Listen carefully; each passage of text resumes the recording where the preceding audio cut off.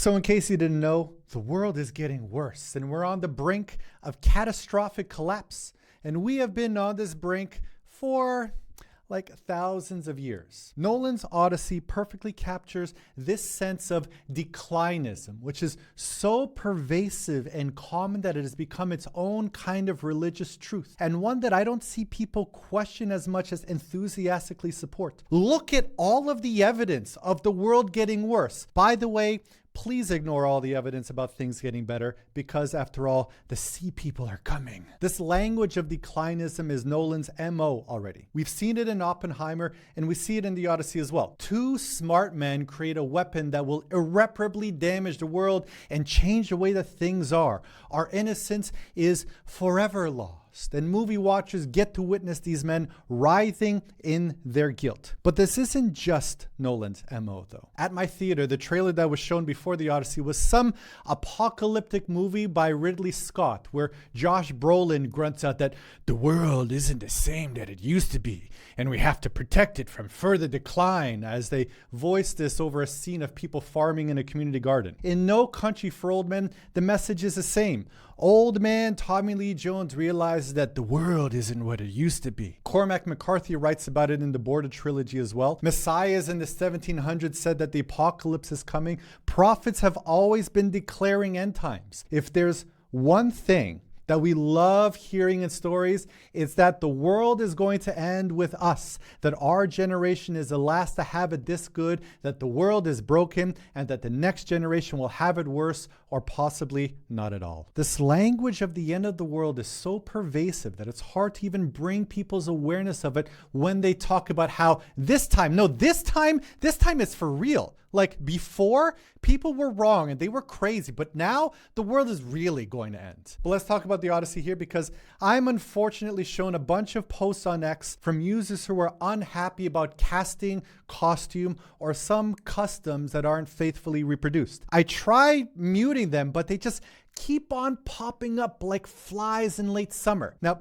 Ulysses by James Joyce is my favorite book ever, and it's a retelling of the Odyssey in a way that nobody knew it was a retelling of the Odyssey until Joyce told people much later. Yet, it's still the greatest novel ever written and much further from the original than Nolan's. Yet these discussions that I can't seem to avoid online are complaining that this art isn't a one-to-one facsimile of how they imagine things were like back in Homer's time. They point out the differences, like in these games where you can see two nearly identical pictures and you have to find what's different. And then they use these differences to bolster their hatred of woke culture or the DEI. What's interesting that I find, though, is that from every profile that I've clicked on, it just seems to be angry white American men that are complaining. I would actually like to see some diversity in people arguing against diversity, if you can. Again, I got distracted. Let's talk about the movie itself, as I have a few theories that I want to discuss. Number one,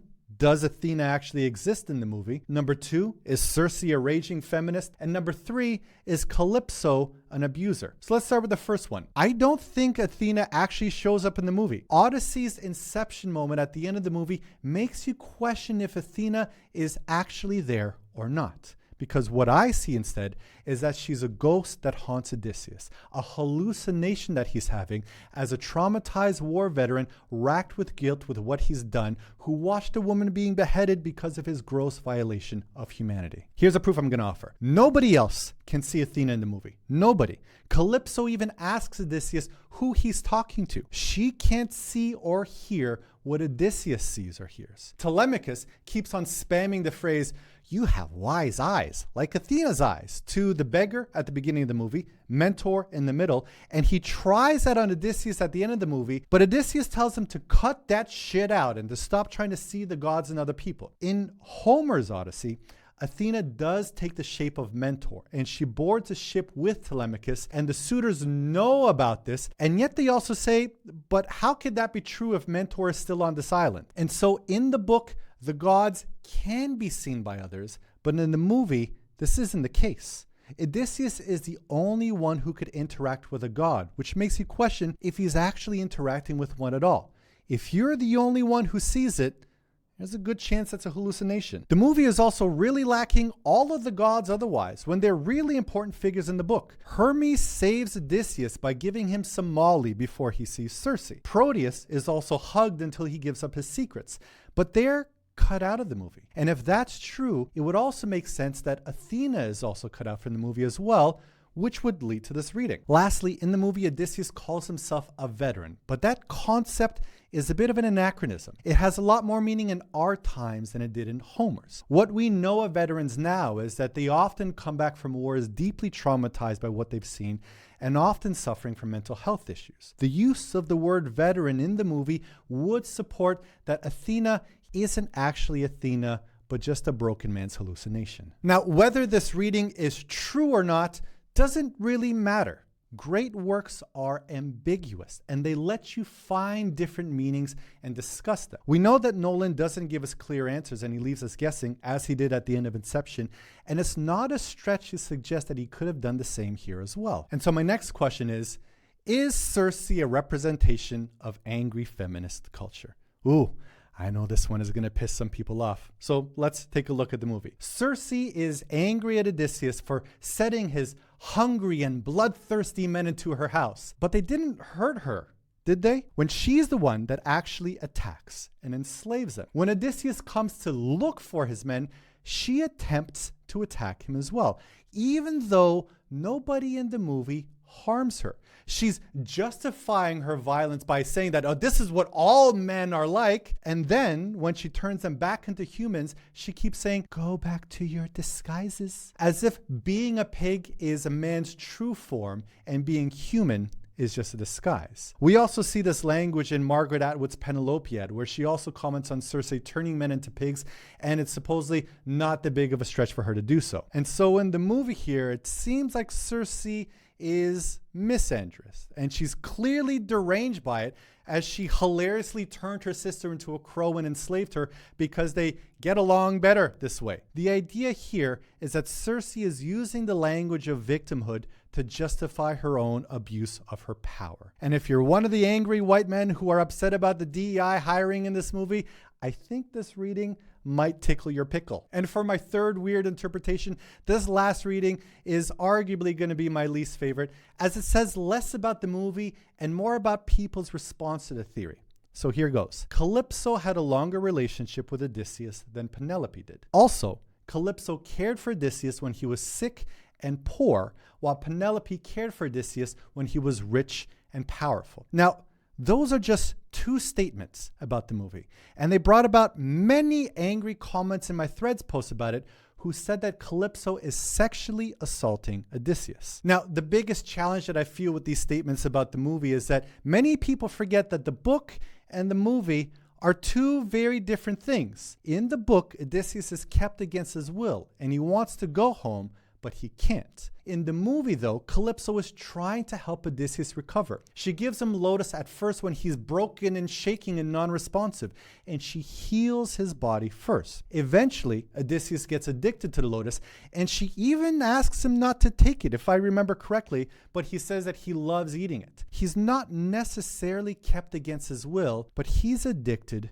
to the healing process, as many people become when they spend years in therapy. Healing is its own kind of addiction, and you could get stuck there and forget your former life, as we could see with Hans Castorp in The Magic Mountain, who also spends 7 years avoiding his home. Also note that there's no sex between Odysseus and Calypso in the movie either, but there is in the book, and so it's hard for me to see Calypso as abusing Odysseus as much as she's rehabilitating him. And once he remembers everything, she urges him to go back home.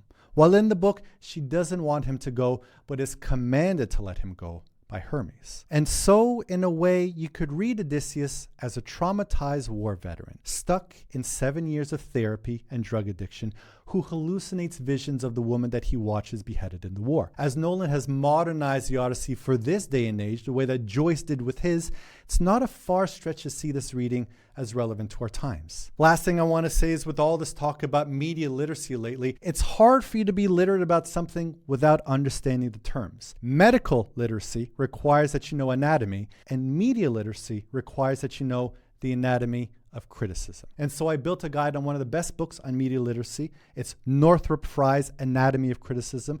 And I explain a lot of the important terms that you need to know, like the distinction between comedy and tragedy, high and low mimetic, irony and satire, the 4 seasons of stories, and divine and apocalyptic imagery, and so much more. There's a lot in the book. I learned about the Senex through Frye.